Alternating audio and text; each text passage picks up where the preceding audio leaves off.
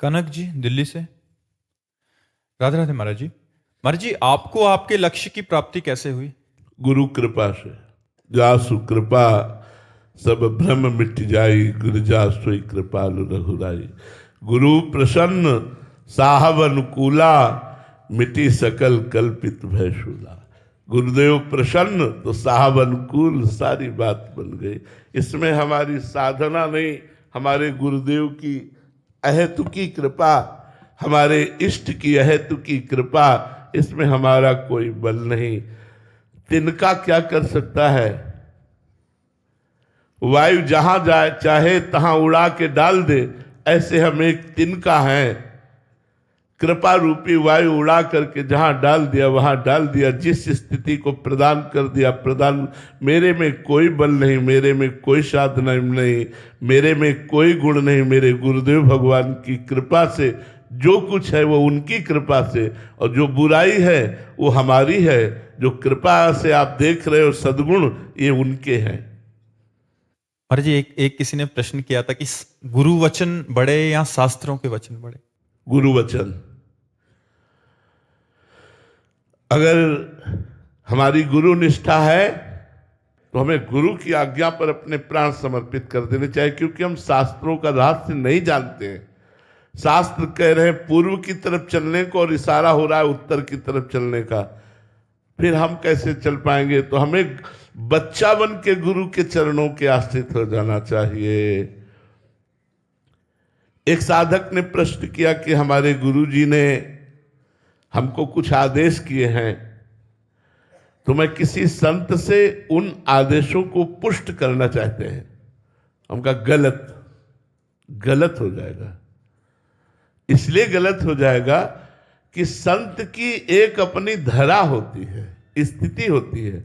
गुरु ने किस स्थिति में आपको आदेश दिया है और संत उसको किस स्थिति से काट दे या उत्तर दे दे, तो आप में गुरु के प्रति अवहेलना, अनादर और अश्रद्धा का भाव आ सकता है। इसलिए अगर सही बात पूछनी है तो गुरु से ही पूछो कि आपने जो आज्ञा करी, आप जो आदेश कर रहे हैं, आप जो व्यवहार कर रहे हैं, क्या यह संतोचित है, क्या यह धर्मोचित है? अगर आप में कमी है तो पूछ सकते हो। अगर कमी नहीं है और समर्पण है तो प्रश्न ही नहीं बनता। होली खेलो, होली बुरा न मानो, होली है। होली जब आपकी होली, तो फिर खेल रहे हैं होली, अभी होली ही नहीं। समझ पा रहे हो हमारी बात? जब होली तो फिर बुरा न मानो, होली है। जब होली तो होली, और जब तक हुई नहीं तब तक प्रश्न तो बना ही रहेगा। और जब होली तो आपकी होली। अब आप जैसा चाहो, मैं आपकी आज्ञा पर चल। हजारों बार संसार को तन मन प्राण समर्पित किए, एक बार गुरु को समर्पित कर दे यार, क्या घाटा हो जाएगा? हजारों बार भोगों की कामनाओं में शरीर को, प्राणों को, मन को, सबको भोगों की कामना से संसार को समर्पित कर दिया। एक बार गुरु को समर्पित हो जाओ, फिर देखो क्या चमत्कार होता है। लेकिन अपने मन की कामना के अनुसार हम नीच विषयी पुरुष का वर्ण कर सकते हैं, लेकिन अगर गुरुदेव आज्ञा कर रहे हैं तो उनके आज्ञा पर हम प्रश्न कर सकते हैं। उनकी आज्ञा पर हम अपने हृदय में संशय खड़ा कर सकते हैं। नहीं, अगर गुरु की आज्ञा है तो हमें कोई प्रश्न नहीं है। ये जीवन गुरु के लिए है। मन क्रम वचन त्रिशुद्ध सकल मत, हम श्री हित हरिवंश उपासी। वास्तविक समर्पण तो यही है कि प्रश्न खत्म होगा। कृतो हम, बिका हुआ दास। बिके हुए दास में कोई प्रश्न नहीं होता, पर गुरु के प्रति समर्पण करना बहुत कठिन है। अगम्यो मात संगस्त दुर्लभो अगम्यो, इसके बाद लिखा अगम्यो। और अगर अगम्यो निर्वाह कर लेंगे तो आगे लिखा अमोघस्त, निश्चित भगवत प्राप्ति हो जाए। जीव को जब तक उसके अभिमान में चोट नहीं पड़ती तब तक श्रद्धा दिखाना अच्छा लगता है, और जिस दिन अभिमान में चोट पड़ गई तो गुरु के विरुद्ध खड़ा हो जाएगा। बस इसी अभिमान को नष्ट करना गुरु की कृपा का सारा खेल होता है। वो रौंदते हैं हमारे अभिमान को। यदि अभिमान नष्ट हो गया तो जन्म मरण का चक्र नष्ट हो गया, क्योंकि जन्म मरण का चक्र अभिमान ही है। संस्कृत मूल शूल प्रधनाना सकल शोकदायक अभिमाना, यही मूल है जन्म मरण का मूल। अगर ये लगता कि आज तो मुझे कृतार्थ कर दिया गुरुदेव ने, क्योंकि आज अपना माना और मुझे कठोर शब्दों से बोला, आज मैं निहाल हो गया। अगर ये अपना न मानते तो मुझे कठोर न बोलते। आज मैं निहाल हो गया, गुरुदेव में निहाल हो गया, और बाद में वैसे ही आचरण करते जैसे करते रहे तो अमोघस्ट। अगर उसमें आप पास हो गए तो सब कुछ फ्री, निकुंज फ्री, प्रियालाल फ्री, सब महिमा तेरी कहा कहूं श्री हरिवंश दयाल। तेरे द्वारे बटत है सहज लाडली लाल, तेरे द्वारे बटत है। बस बात यही है, हाँ, अहंकार नहीं।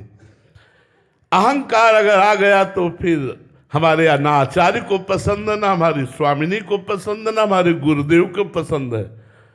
एक बार बड़े महाभागवत देववन से पधारे नाहरमल जी, उनका नाम था, महाप्रभु को गुरु स्वरूप में स्वीकार किए थे। महाप्रभु श्री जी की रसोई के लिए अपने पीताम्बर में वृंदावन की सूखी लकड़ियों को बिन रहे थे श्री जी की रसोई करने। तो आए, उन्होंने कहा, गुरुदेव आप लकड़ियां क्यों बिनते हो? मैं किसी धीमर से कह देता हूं और ढेर सारी लकड़ी इकट्ठा कर देगा, उसको पैसे दे दूंगा। उन्होंने देखा, उन्होंने कहा, श्री जी की सेवा को धीमर से, अगर वो ये कहते कि गुरुदेव आप बिराजो, मैं लकड़ी बिन देता हूं, तो बहुत जोर की बात हो जाती। तो उन्होंने कहा, श्री जी की सेवा संतों की अहेतु की कृपा से मुझे मिली है, और उस सेवा को तुम वृंदावन में रजोगुण लेकर के आते हो और उसे धीमर से करवाना चाहते हो। जाओ, मैं तुम्हारा त्याग करता हूं। पर उनके हृदय में भाव था कि गुरु को सुख पहुंचाना, इसलिए फिर श्री जी ने सारी बात संभाली। श्री जी ने हरिवंश महाप्रभु को कहा, उसका त्याग मत करो, क्योंकि वो आपके सुख के लिए कह रहा था, और बहुत रोए, क्षमा मांगी। देखो, ये भागवतिक मार्ग है, इसमें अहंकार नहीं चलता। तो ये संसार का जो साधु संग करने का भाव, कोई बिरला ऐसा होता है जो अभिमान रहकर भगवत प्राप्ति के लिए, समस्त कामनाओं के त्याग के लिए, आवागमन के मोक्ष के लिए किसी संत का सेवन करे। नहीं तो प्रायः वहां भी धंधा ही चलाना चाहते संतों के पास ही। स्वामी परमानंद जी रोहतक से। राधे राधे महाराज जी। महाराज जी, आपके चरणों में कोटि कोटि प्रणाम। महाराज जी, कभी आप साधन को इतना सुगम बता देते हैं कि जिसने एक बार राधा नाम ले लिया उसका भी कल्याण निश्चित है, परंतु आप कभी ये भी कहते हैं कि मन को वश में करना बहुत कठिन है, निरंतर साधनारत हुए बिना कल्याण नहीं होगा। महाराज जी, इसमें क्या रहस्य है? एक बच्चा स्कूल जाता है,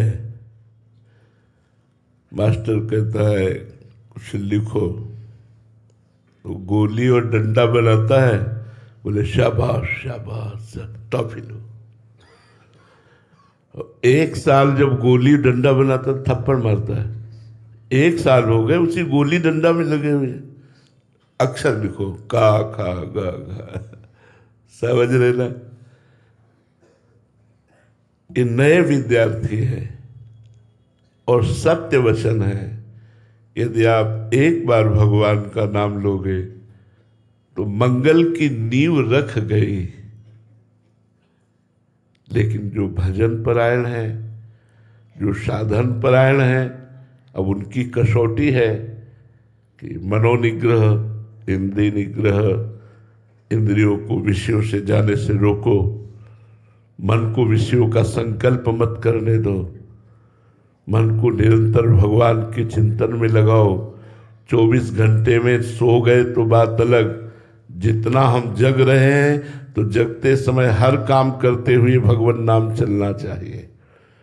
तो समझना होगा कि प्रारंभिक साधक को प्रोत्साहन दिया जाता है और मध्य साधक को कसौटी पे कसा जाता है और उत्तम साधक को प्रणाम करके उसकी वंदना की जाती है। तो साधना की को अगर इनको प्रारंभिक वो बात बता दे जो यहाँ है तो छोड़ देंगे कि हम तो चल ही नहीं पाएंगे, तो हम इनको कहते हैं आप विषय भोगो लेकिन धर्म युक्त भोगो।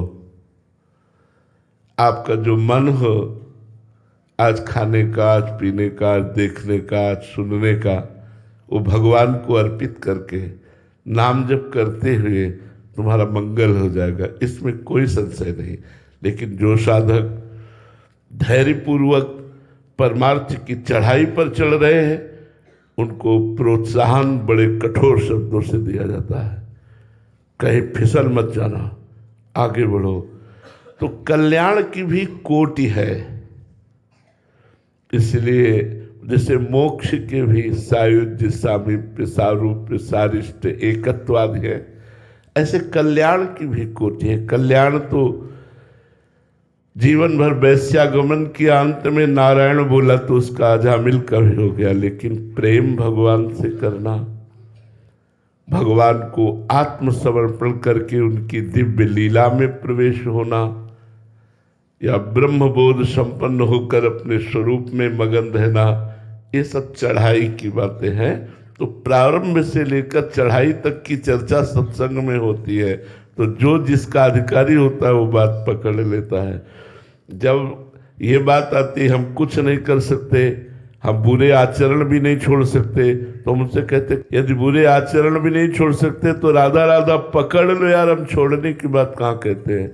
तो बीच में राधा राधा डाल लो, और राधा राधा पकड़ लोगे, राम राम पकड़ लोगे, तो नाम एक दिन तुम्हें संत बना देगा, नाम एक दिन तुम्हें भगवान का भक्त बना देगा, नाम एक दिन तुम्हारी सारी दुर्वासनाएं नष्ट कर देगा। इसलिए ऐसे वचन कहे जाते हैं कि जो जिस कोटि का अधिकारी होता है उसको उस कोटि से समझाया जाता है।